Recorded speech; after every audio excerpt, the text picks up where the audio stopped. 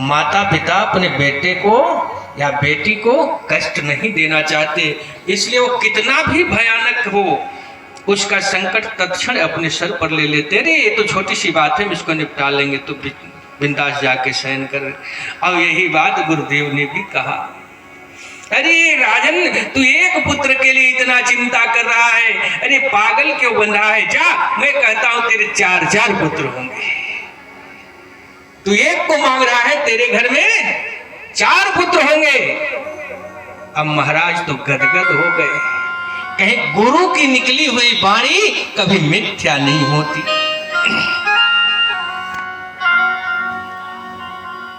कहीं गुरुदेव ने कहा है तो हमारे पास 4 पुत्र होंगे।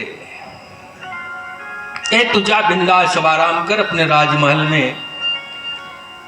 तो गुरु का काम क्या है कि जब हम कभी फंसते हैं कहीं, एक गुरु ही होता है जो मार्ग को दिखाता है। गुरु को भगवान से भी ऊंचा दर्जा मिला हुआ है, स्थान मिला है। गुरु गोविंद दो खड़े काके लागूं पाए, बलिहारी गुरु आपने गोविंद दियो। अब गुरु कैसे बड़ा है? क्योंकि यदि गुरु आपके जीवन में नहीं है तो भगवान वाला रास्ता कौन पकड़ाएगा? आत्मा और परमात्मा के बीच की जो दूरी है, इसको तय करने का काम गुरु का होता है। उसके मार्गदर्शन में हर प्राणी तय करता है। और जिसके जीवन में गुरु नहीं है, जो दीक्षित नहीं है, जो दीक्षा नहीं लिया है, वो कितना भी पूजा पाठ कर ले सब बेकार जाता है। क्योंकि इंद्र इतना चोर है कि आप जैसे ही पूजा करके निकलोगे, आपके घर में ताली नहीं लगी, वो चुराकर आपका फल लेकर भाग जाता है।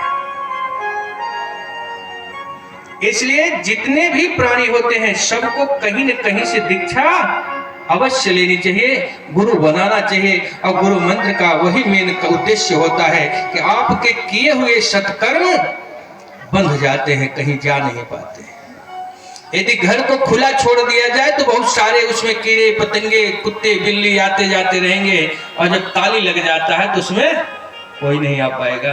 गुरु मंत्र वही ताली लगा देता है। दीक्षा लेकर के उस मंत्र का जाप करने वाला व्यक्ति कितना भी गलत कार्य करता हो, धीरे धीरे उसका लाइन सुधर जाता है। वह गुरु कैसा भी हो, गुरु से मतलब नहीं होता, गुरु वाले तत्व से मतलब रखना चाहिए। गुरु तत्व, गुरु क्या है, कैसा है, कहां का है, उससे मतलब नहीं है।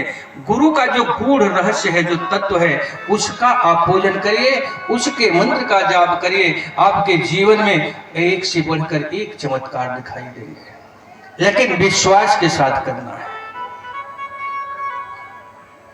कभी अपने गुरु की निंदा अपने कान से नहीं सुननी चाहिए।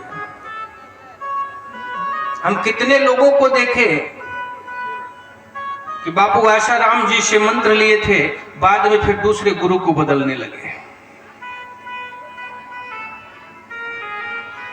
ये बात गलत है।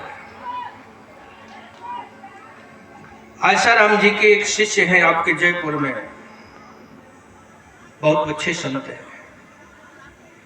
मैं एक बार उनसे मिला, जा रहा था, रास्ते में उनका आश्रम है, रुका तो देखा तो वहां फोटो लगा हुआ था। मैंने उनसे पूछा, उनका महाराज जी आप इतने सिद्ध महापुरुष हैं और आप इनका क्यों लगा कर रखे हैं फोटो? वो कहे, देवता अगर यह बात आप समझ जा गए होते तो हमसे प्रश्न नहीं करते, इसको हटा दीजिए नहीं तो जल जाएगा।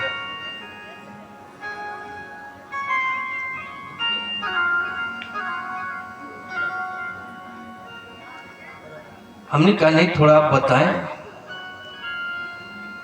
कहीं हमारे गुरु, हम गुरु